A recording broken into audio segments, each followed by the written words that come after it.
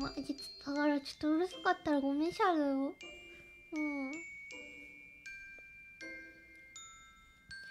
よし。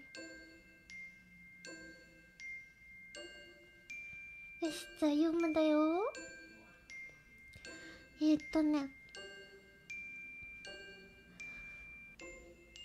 狼と七匹の子供ヤギ。グリム兄弟。昔、あるところにお母さんのヤギがいました。このお母さんヤギにはかわいい子供ヤギが7匹あって、それを可愛がることは人間のお母さんがその子供を可愛がるのと少しも違ったところはありませんでした。ある日、お母さんヤギは子供たちの食べ物を取りに森まで出かけていくので、7匹の子供ヤギを呼んでこう言い聞かせました。お前たちに言っておくがね、お母さんは森へ行ってくる間、気をつけてよくお留守番してね。決して狼を家に入れてはならないよ。あいつはお前たち残らず丸のまんま、それこそ皮も毛も余さず食べてしまうのだよ。あの悪者は分からせまいとして時々姿を変えてやってくるけれど、なーに声はしゃがれてガーガー声出して足は真っ黒だし、すぐと見分けがつくのだからね。すると子供ヤギは声を揃えて、お母さん大丈夫、あたいたちよく気をつけてお留守番をしますから、心配しないで行っておいでなさいと言いました。そこでお母さんヤギはめいめいと言って安心して出かけていきました。ちょっとごめんなさい、お茶飲むで、ちょっとむせちゃった、ごめんなさい。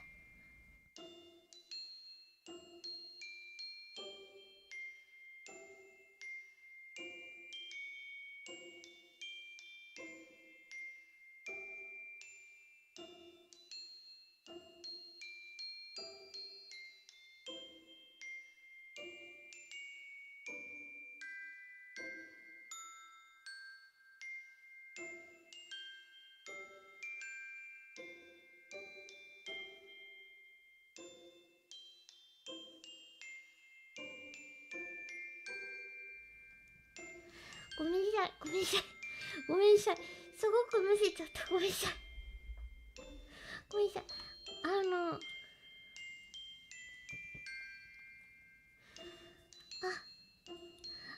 とう、ありがとう。ごめんなさい、ちょっともう一回読み直すね。ちょっとむせちゃったところをちょっと喉のごっくんの歌と一緒にちょっと後でアーカイブから消しとくだよ。ごめん、ごめんね、ちょっとよいしょ。ミュート飛ぶからダメだよ、ダメだよ。のちさみさんみたいに優しくして。優しい、大事だよ。もうクシャンミュートしちゃうからね。よし、初めから読むだよ。よいしょ。ごっくんそのまましないだよ。よし。狼と7匹の子供のヤギ。グリム兄弟。昔、あるところにお母さんのヤギがいました。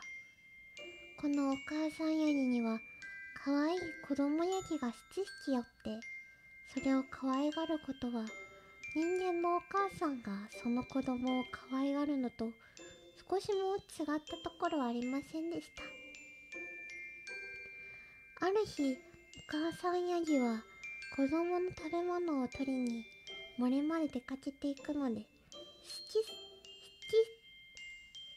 匹の子供ヤギを呼んでこう言い聞かせました。お前たちに言っておくがね、母さんが森へ行ってくる間、気をつけてよーくお留守番してね。決して狼をうちへ入れてはならないよ。あいつはお前たち残らず丸のまんま、それこそ皮も毛も余さず食べてしまうのだよ。あの悪者は分からせまいとして時々姿を変えてやってくるけれど、なーに声はしゃがれてガーガー声だし、足は真っ暗だし、姿見分けはつくのだからね。すると子供ヤギは声を揃えて、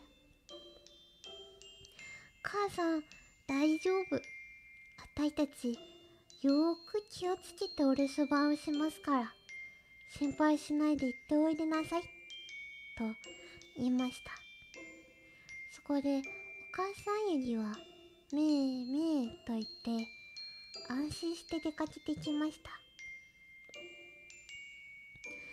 やがて間もなく誰か表の戸をトントン叩くものがありました。そして、さあ子供たち開けておくれ、お母さんだよ、めいめい、いいお土産を持ってきたのだよと呼びました。でも子供ヤギはそれがしゃがれたガーガー声なので、すぐ狼だということが分かりました。そこで、開けてやらない？母さんじゃないから。お母さんは綺麗ないい声をしてるけれど、お前はしゃがれ声のガーガー声だもの。お前は狼だいと叫びました。そこで狼は荒物屋の店へ出かけて、白い白箱を一本買ってきて、それを食べて声をよくしました。それからまた戻ってきて戸を叩いて大きな声で、さあ子供たち開けておくれ、お母さんだよ、みんなにいいものを持ってきたのだよと怒鳴りました。でも狼は真っ黒な前足を窓のところにかけていたので、子ヤギたちはそれを見つけて、開けてはやらない、うちのお母さんはお前のような真っ黒な足をしていない、お前は狼だいと叫びました。そこで狼はパン屋の店へ出かけて、けつまずいて足を痛めたから練り粉をなすっておくれと言いました。で、パン屋が狼の前足に練った粉をなすってやりますと、今度は粉屋へ駆けつけていって、おい、前足に白い粉を振りかけてくれと言いました。狼のやつ、また誰かを騙すつもりだな。そう粉屋は思ってぐずぐずしていました。すると狼は、すぐしないと食っちまうぞと怒鳴りました。そこで粉物屋は怖くなって狼の前足を白くしてやりました。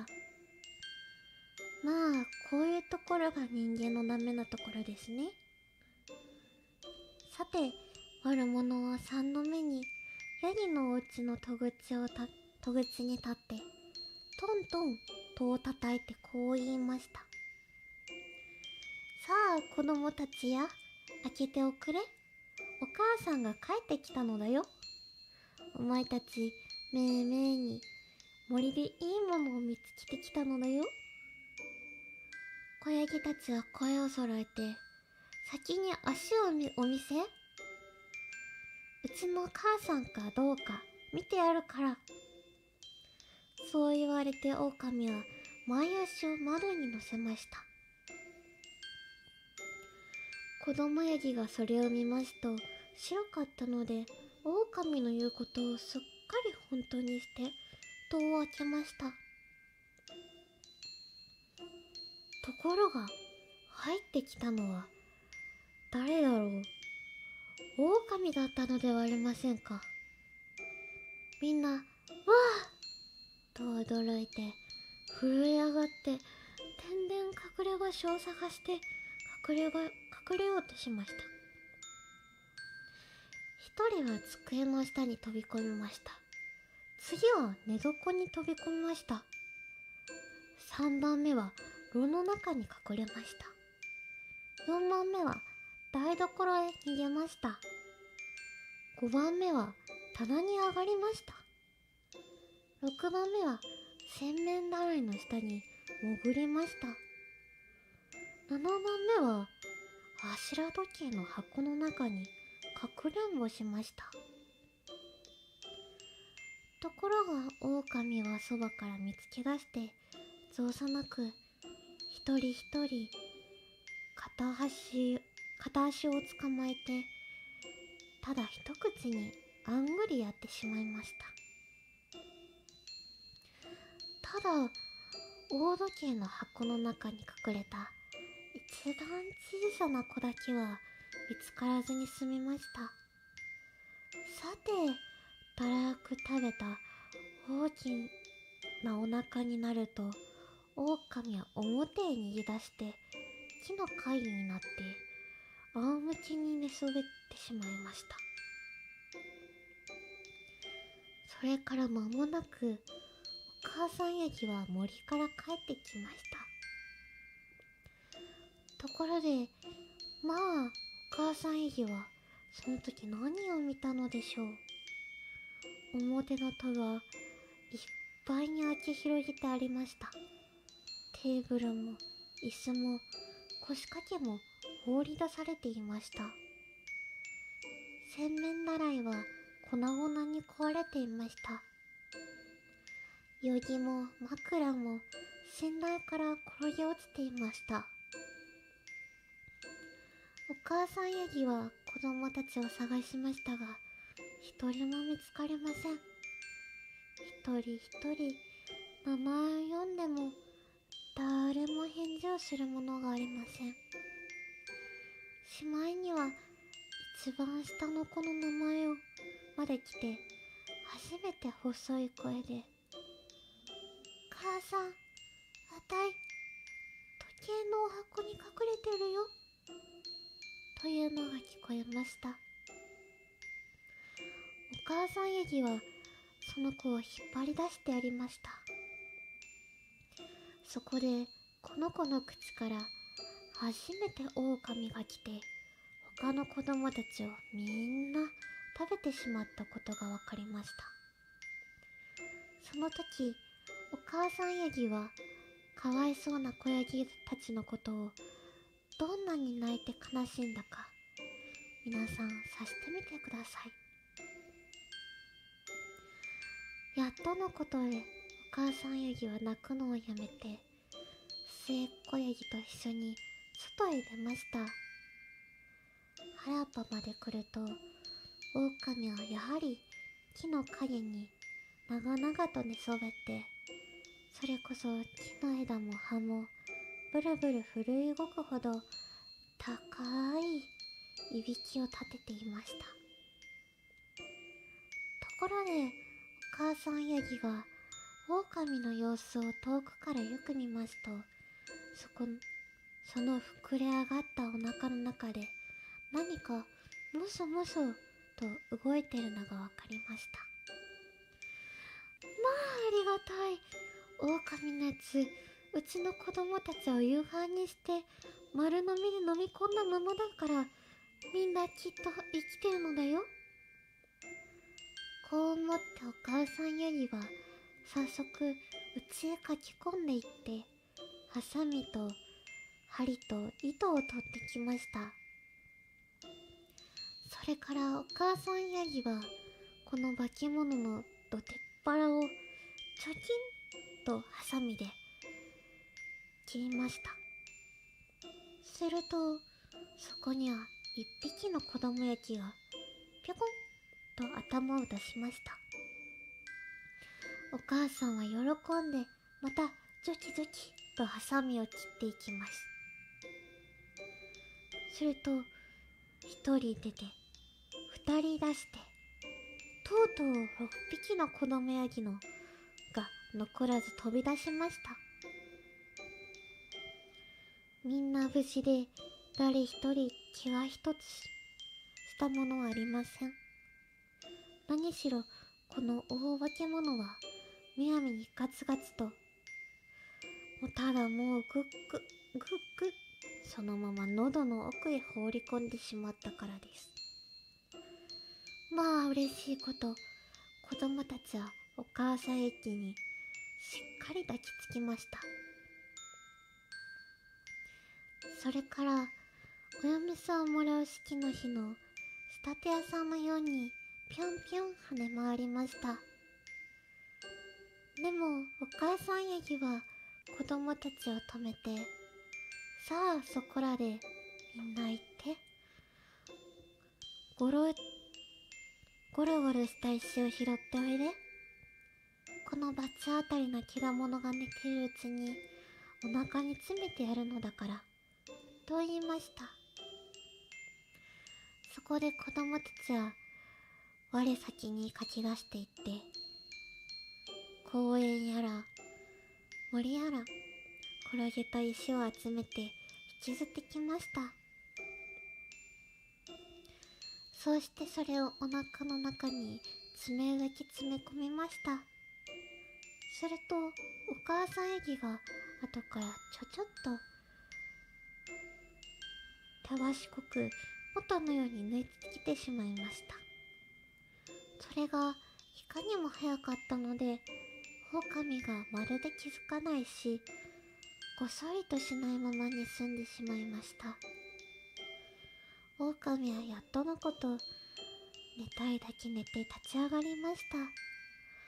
何しろ胃袋の中は石がいっぱいで、喉がカラカラに乾いてたまらないので、吹き井戸のところへ行って水を飲もうとしました。ところが体を動かしかけますと、お腹の中でゴロリとした石がぶつかり合ってガラガラゴロゴロ言いました。ガラガラゴロゴロ、何が鳴る？そりゃあどこで鳴る？腹で鳴る。6匹の子ヤギの鳴く声か。こりゃあそうじゃない。ゴロリとした石だ。狼はこう歌いました。さて、やっとこすっとこ吹き井戸のところまで来て水の上にかがもうとすると、お腹の石の重さに惹かれて狼はのめり込みました。そうしていやおうなしに泣き泣き狼は水の中に落ち込みました。遠くで見ていた7匹の子ヤギはみんな駆け寄ってきて、狼死んだよ、狼死んだよと叫びながら、お母さんヤギと手をつなぎながら大喜びで井戸の周りを踊り回りました。とさ、終わり。